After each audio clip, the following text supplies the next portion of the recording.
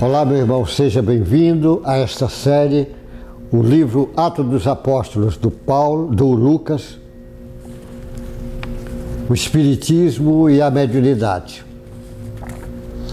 Atos dos Apóstolos é uma continuação do livro do Lucas sobre o Evangelho de Jesus, só que agora é falando de Jesus, mas através dos seus apóstolos. Não é todos que ele fala, de alguns, mas ele quer dar um roteiro, um caminho, para que nós pudéssemos ter ideia como eram as primeiras casas do cristianismo primitivo, a gente poder entender hoje. Por isso que é muito importante, às vezes, o entendimento, como era a casa do caminho, a primeira casa lá em Jerusalém, que era dirigida por Pedro, a figura principal lá, mas tinha outros apóstolos. Ou você entender a casa de Antioquia, lá na Síria, que é uma casa também muito importante, primitiva, mas já tem algumas diferenças, mas também, porque já está entrando os gentis, lá na casa de Cesária, na Judéia, na Samária, a casa de Filipos, lá em Corintos, a casa de Éfeso, que é para a gente entender o Éfeso, que foi onde Maria ficou morando, frequentava esse grupo, essa igreja, que o próprio João Evangelista chegou a dirigir ela um tempo. Então é muito interessante entender cada casa daquela, para você entender o Espiritismo é a volta do cristianismo. Então, na realidade, o Espiritismo é a volta daquelas casas primitivas do cristianismo, porque o cristianismo foi desvirtuado. Você às vezes vê cenas, vê shows, vê espetáculos, vê luxos, vê busca de poder, de fama, cheio de rituais, de roupa, de paramentos, de censo, de coisas que não tem nada a ver com Cristo. O Espiritismo é a volta do Cristo e nós somos convidados para aprender com aqueles primeiros discípulos, que o modelo e guia é Jesus, mas aqueles discípulos vai nos ensinar para que nós pudéssemos entender. Então o Espiritismo é a volta do cristianismo, aí você entende. Então o livro Atos dos Apóstolos é um livro mediúnico. Quem conhece mediunidade é fácil de entender aquilo que chama de milagres, de prodígios, sinais. Nós vamos entender muito mais fácil, porque a mediunidade é entendida cientificamente a partir do Allan Kardec. Sempre existiu, mas Allan Kardec é o iniciador do entendimento. E a mediunidade é o grande laboratório para você entender a alma, compreender, saber que nós somos um ser imortal, estamos em evolução. Estamos em evolução, então momentaneamente estamos encarnados num planeta escola chamado Terra. É um planeta ainda de prova e expiação, porque quando os habitantes melhorar sua conduta ética moral, com certeza o planeta deixará de ser planeta de prova e expiação e passará a ser um planeta de regeneração. Então, nesse capítulo 18 do livro do Lucas, o Atos dos Apóstolos, editado pela tradução atualizada do Ferreira, no capítulo 18, no versículo 24 até 27. É pequeno, mas ele chama a atenção para nós, a terceira viagem missionária do Paulo. Paulo já tinha feito 2 viagens missionárias, só que a viagem do Paulo era muitas cidades que ele passava e deixava rastro de luz por onde ele passava. Como nós somos convidados, nós não podemos ainda deixar grande coisa pelo estágio evolutivo nosso, mas você pode ir semeando bem por onde você passar. Pode porque todos nós temos a semente divina dentro de nós. Só precisa tomar consciência e trazer esse inconsciente puro para a nossa consciência e tentar praticar. E dá para fazer, com certeza. E quando começar a fazer, não vai faltar seres para lhe ajudar. Pode ter certeza disso. Então, na terceira viagem missionária de Paulo, ele bota Apolo em Éfeso. Nesse meio tempo, chegou a Éfeso um judeu natural de Alexandria. Alexandria, que era um grande centro cultural, econômico, social, lá naquela região. Alexandria era talvez a segunda maior cidade lá do Egito, era muito importante. Chamado Apolo, é um homem que chegou nessa cidade. Homem eloquente e poderoso nas escrituras. O Apolo realmente vai ser um trabalhador fantástico, do cristianismo primitivo, porque além dele ser um orador eloquente, ele conhecia muitas escrituras. Ele não conhecia era o trabalho do Cristo direito, que quem vai orientar ele vai tomar um caminho de novo. Ele era instruído no caminho do Senhor, e tendo fervoroso espírito, falava e ensinava com precisão a respeito de Jesus, conhecendo apenas o batismo de João. Apolo começou a falar ousadamente nas sinagogas. Quando Priscila e Aquila ouviram falar, levaram consigo e com mais exatidão lhe expuseram o caminho de Deus. E quando ele resolveu percorrer a Caia, os irmãos animaram e escreveram aos discípulos para que recebesse bem. Tendo chegado, Apolo auxiliou muito aqueles que, mediante a graça, havia crido, porque com grande poder convencia publicamente os judeus, provando por meio das Escrituras que Jesus é o Cristo. O Apolo é muito interessante, até o nome é interessante, porque tinha o deus Apolo naquela região, que era um deus, é bem interessante, aqueles deuses gregos lá, os gregos, deus romano, é muito interessante.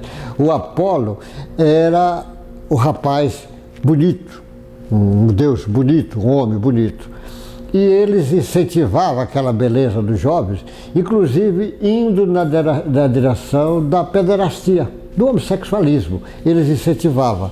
Então era com a visão do paganismo, como foi muito forte lá na época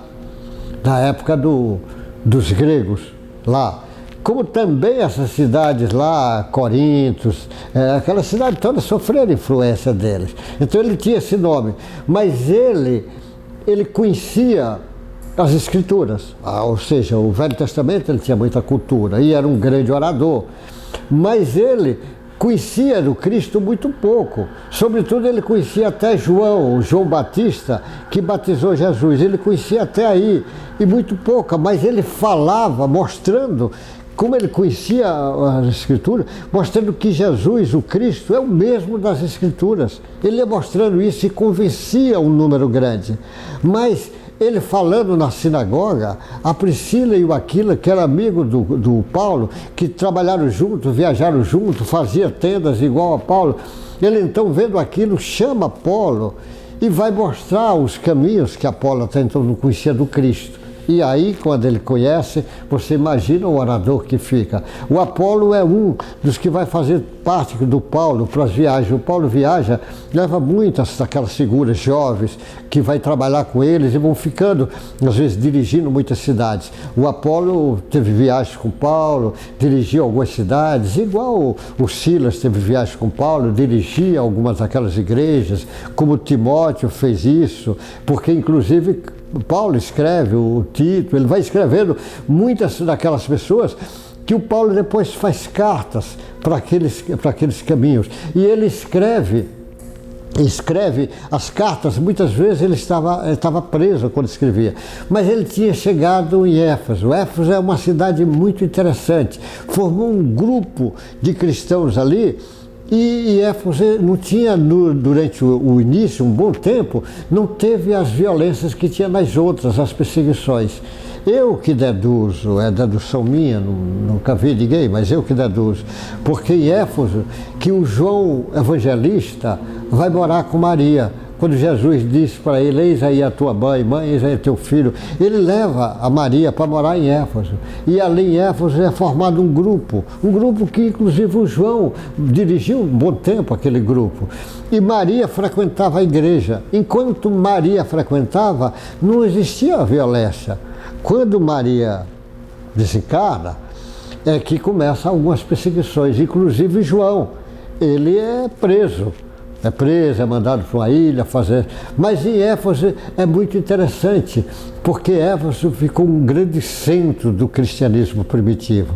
Foi ali em Éfeso que o João faz o seu evangelho, o evangelho segundo João de Jesus. Foi ali, João, um evangelho lindíssimo, que eu fiz a gravação, 51 capítulos, o evangelho de João, o inconsciente puro e o espiritismo. Está ali, você vai entrando para você entender o Cristo mesmo através desse evangelho. Foi ali em Éfeso que tem várias cartas que que o Paulo escreve. Você vai ver várias cartas, faz carta para Éfeso e de Éfeso sai cartas. Foi ali em Éfeso que saem as epístolas de João. 3 epístolas de João é feita ali em Éfeso. Então Éfeso ficou um centro, é muito interessante, um centro uma igreja, ou seja, um cristianismo nascente que vale a pena a gente estudar essas para trazer para o Espiritismo hoje para ver. Então ali é um centro, em Éfeso era um centro, foi tão importante, porque Éfeso ele faz praticamente uma grande radiação para a Ásia. Para a Ásia é feita ali através de Éfeso. E o Paulo visitou, e o Paulo teve grandes participações ali, falou das sinagogas, como ele sempre falava, a não ser quando a cidade não tinha sinagoga, instruía as pessoas, mostrava os caminhos, ia demonstrando, porque o Paulo, além dele ensinar, dele demonstrar, ele voltava depois para incentivar o grupo, para dar força, para dar coragem, mostrando o que estava sendo feito, mostrando as interpretações para não desviarem, e naturalmente era um trabalhador 100% a serviço do Cristo. E por isso que ele consegue um êxito muito. E ele vai ter início nessa terceira viagem. E essa terceira viagem ele vai viajar por muitos lugares, que nós voltaremos ainda a discutir e nós vamos entender. Eu fico imaginando atualmente recente, o Divaldo viajando, fazendo viagem, foi para a Europa. Você pega um país como a Rússia, o Divaldo foi 50 anos seguindo todo ano, aqueles grupos, ia fazendo grupinhos nas casas, igual como eram os cristianos primitivos. Depois da casa, aqueles grupos depois se transformavam num centro espírita. Muito centro espírita foi formado em casas. Começa às vezes o evangelho no lar, vão lendo, vão formando, o grupo vai crescendo, vai ficando com mais vigor e às vezes abre grupos, centros espíritas, principalmente nas cidades que não tem centro espírita, muitas vezes começa numa casa, igual começou lá em Éfeso, lá em Filipos, em Corinto e tantas outras cidades, começa assim. Então é um ensinamento. A terceira viagem do Paulo é convidando para nós a ter força, a ter coragem, a não ter medo, porque quem trabalha a serviço do Cristo não se arrepende. E se a serviço de Cristo, não precisa você abandonar a sua família, seus trabalhos, suas vidas, seus lazeres, não é isto. Apenas você dá um sentido, uma dimensão melhor agora para a compreensão da vida. Você entender quem é você, o que é que está fazendo aqui, qual a finalidade da vida, por que está reencarnado.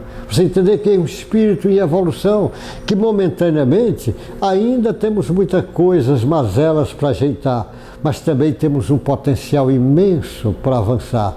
E encarnamos para amar, para servir, para tomar o caminho do bem. Se ainda não estamos tomando é porque estamos meio equivocados. Então esse trabalho de todo esse livro é para refletir, para entender melhor a compreensão desse livro, Atos dos Apóstolos, que é um livro formidável, um livro que fala da mediunidade dos primeiros cristãos, que com certeza você vai tocar você quando você entende debaixo da ótica abençoada do Espiritismo, porque o Espiritismo é a volta do cristianismo primitivo. Que Deus te guarde, boa sorte, Deus proteja você, sua família, seus parentes e seus amigos encarnados e desencarnados. Até o próximo encontro nosso.